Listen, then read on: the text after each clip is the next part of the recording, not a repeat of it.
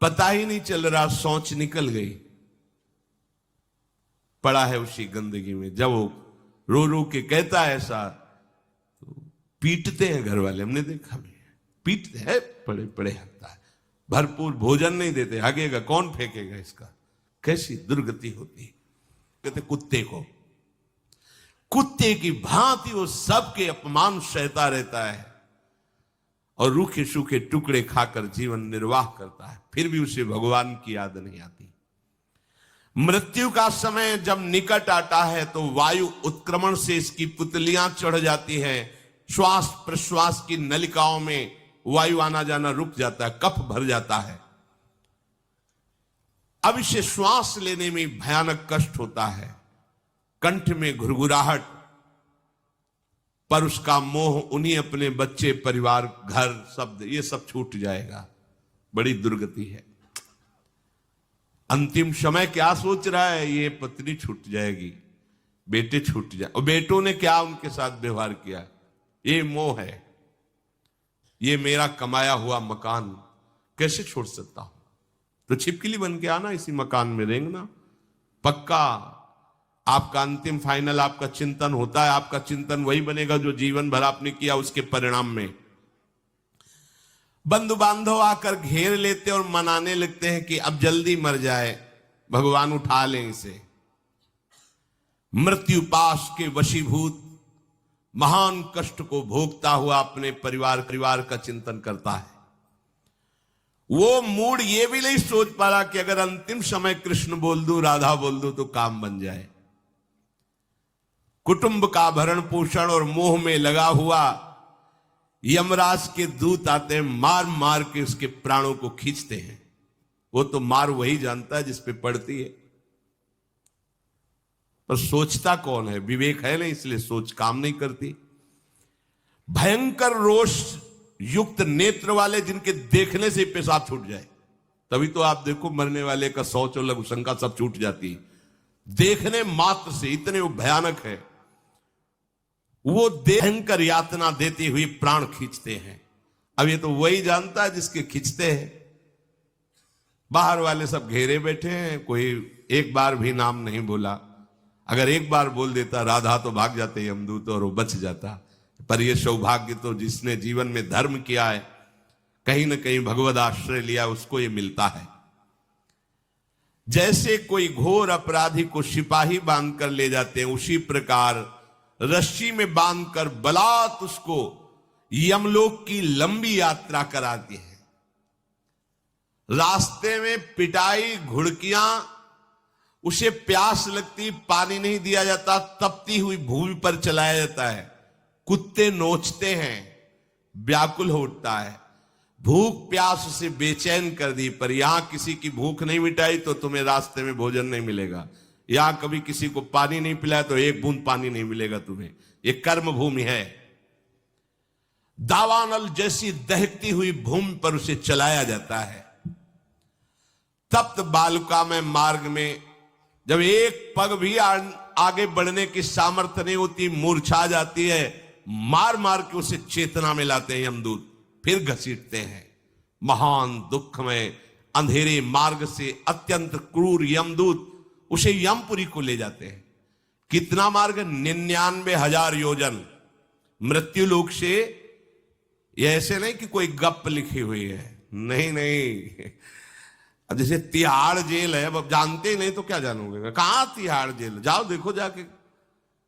आजीवन कारावास, कैसे बड़े कठोर कठोर, जैसा अपराधी वैसा दंड विधान। यहां थोड़ी दया है क्योंकि हृदय है, वहां हृदय नहीं है। वहां हृदयहीन शासक तुम्हारे पीछे लगाए जाएंगे। हृदय ही नहीं है, बस एक एक कर्म का हिसाब। जो हमने पढ़ा था पहली बार तो होश उड़ गए थे। जो यहां दूसरे का मांस खाते ना, कोलू में पेरे जाते। कोलू जैसे गन्ना नहीं पेरा जाता, लगा दिया, कोलू में पेरे जा रहे। मरना है नहीं, सोचो कितना कष्ट। फिर इसके बाद शमशी से मांस नोच कर उसे खवाया जाता। होश में हो जाओ। 99,000 योजन का मृत्यु लोक से यमलोक का मार्ग है। लिखा एक योजन का मतलब 4 कोश। 99,000 योजन। इतने लंबे मार्ग को 2 या 3 मुहूर्त में तय करना, दौड़ा के 2 या 3 मुहूर्त, बहुत कम समय। फिर वहां पहले से तय, इसको इस नरक में डालो, इसको इस नरक में। वहां इतना समय, थोड़ी भीड़ लगी है। जैसे अपने एक फोड़ा हुआ तो अपने इतने कष्ट समझते, अस्पताल जाओ देखो चीख लगी, किसी का पैर टूटा, किसी कुछ, ऐसे ही वहां सब हिसाब हो रहा है। उसको धधकती हुई लकड़ियों में जलाया जाता है, कहीं दूसरों के द्वारा काट काट कर उसको, उसका ही मांस खिलाया जाता है। यमपुरी के कुत्तों के भयानक दांत होते हैं, जिंदा, अब मरना है नहीं, वहां भयानक गिद्धों के द्वारा आते खींची जाती है। यहां सांप बिच्छू डांस जिसको मारा है, वहां भयंकर रूप रखकर उसका खून पीते हैं। हिसाब है बहुत होश में। यहां तुम किसी के शरीर को काट दो तो मर जाएगा, वहां ऐसा नहीं होता। वहां बार बार काटा जाएगा, मरोगे नहीं, पीड़ा वैसे ही होगी। बड़े भयानक कष्टों को भोगता है। भगवान कपिल देव जी कहते हैं, जो पुण्य आत्मा लोग होते हैं स्वर्ग आदि में जाकर पुण्य भोगते हैं, लेकिन दोनों को फिर गिरना होता है, क्योंकि वो भगवान का भजन नहीं किए, इसलिए पुण्य भोग कर मृत्यु लोक आते हैं, वो पाप भोग कर नरक से मृत्यु लोक आते हैं।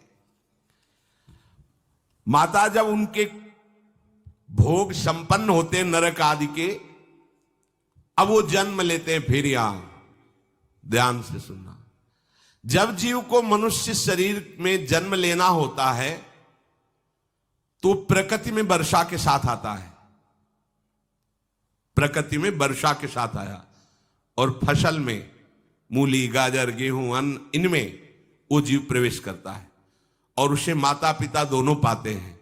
तो सप्तम धातु वीर के रूप में परिणित होता है जीव। वो वीर कण के रूप में माता के उदर में जब प्रवेश करता है तो एक रात्रि में मां का और पिता का, दोनों का वो जो वीर मिलता है, उस रज और वीर के मिलने से एक कलल सा बनता है। 5 रात्रि व्यतीत होने के बाद एक बुदबुदा सा बनता है। 10 रात्रि व्यतीत होने के बाद एक बेर की सी आकृति होती है। फिर उसके बाद उसमें धीरे धीरे मांसपेशियां बढ़ने लगती हैं। 1 महीने में उसके सिर निकल आता है, 2 महीने में हाथ पांव अंगों का विभाग होता है, तीसरे महीने में नख रोम अस्थि चर्म स्त्री पुरुष के चिन्ह प्रकट हो जाते हैं, 4 महीने में मांसादि 7 धातुएं प्रकट हो जाती है, 5वें महीने में चेतना जागृत हो जाती है। जैसे अपने चेतना, ऐसे 5वें महीने में गर्भस्थ शिशु की चेतना जागृत हो गई। जीव है पर चेतना 5 महीने बाद मां के गर्भ में जागृत। अब उसे भूख लगती है, प्यास लगती है, वहां की तापमयी जलन पीड़ा, छोटे छोटे कीड़ों के द्वारा काटना, 6ठे मास में झिल्ली से लपटा हुआ मां की दाहिनी कोख में कीड़े की तरह तड़पता है। उस समय माता को कड़वे और खट्टे पानी की लालसा होती है, जिससे उसके अंगों में जाकर भयंकर जलन होती है। यह है भोग। वो कृमि कीड़े की तरह तड़पता है, मलमूत्र के गड्ढे में बीच में झिल्ली में बंधा हुआ वो जीवात्मा सुकुमार तो होता है, वहां के कीड़े उसे नोचते छोटे छोटे, वो तड़पता है। माता प्रसन्न होती कि जब बच्चा हिलता है, बोले है उसकी दुर्गति हो रही, वहां भयंकर कष्ट पा रहा है। ऐसा क्लेश होता है कि क्षण क्षण में बेहोश होता रहता है। माता के खाए हुए कड़वे तीखे गरम नमकीन रूखे खट्टे यही पदार्थ पाने की इच्छा होती है माता, क्योंकि उसको भोग भोगना है। उसके कोमल शरीर में भयानक पीड़ा होती है जब माता ऐसे पदार्थ खाती है। गर्भाशय की झिल्ली में लिपटा हुआ, आंतों और मलमूत्र से घिरा हुआ सिर, पेट की और पीठ और गर्दन एक कुंडलाकार ऐसे कंकण जैसा, ऐसी आकृति गर्भस्थ शिशु की होती है। पिंजड़े में बंद पक्षी के समान पराधीन, ना तो वो हिलडुल सकता है ना बोल सकता है, बड़ा असमर्थ दुख को भोग रहा है, चेतना पूरी है। इसी समय भगवान द्रवित होकर उसे ज्ञान देते हैं, गर्भस्थ शिशु को, सबको। जे उसे ज्ञान होता है तो सैकड़ों जन्म के कुकर्मों से याद आते हैं, सैकड़ों जन्म के। ओहो, ये मेरे कर्म का ही फल, मैंने ऐसे कर्म किए इसलिए दुख भोग रहा हूं। बेचैन हो जाता है, कैसे निपट पाऊंगा, सैकड़ों जन्म के कर्म जमा है। अब महान अशांति उसके हृदय में, उस शरीर में भयंकर पीड़ा। कुंडलाकार शरीर है, हिल भी नहीं सकता है, बस कीड़े काटते हैं, बड़ी तड़पन, बड़ी जलन, भूख प्यास की जलन। अब एक और भयानक जलन हुई, उसे स्मरण हो जाता है कई जन्मों के, सैकड़ों जन्मों के पाप कर्मों का। 7वां महीना आरंभ हुआ कि ज्ञान का उन्मेष हो गया। अब प्रसूति वायु उसे चला रही है, तड़पता है वो। सप्त धातु में स्थूल शरीर से बंधा हुआ वो जीव भयभीत होकर के पुकारता है, अगर कोई भगवान है तो एक बार मुझे यहां से निकाल दे। वो विनय करता है भगवान से, कोई अगर भगवान है जिसने मुझे इस बंधन में डाला है, एक बार निकाल दे, यहां से जाके केवल भजन करूंगा।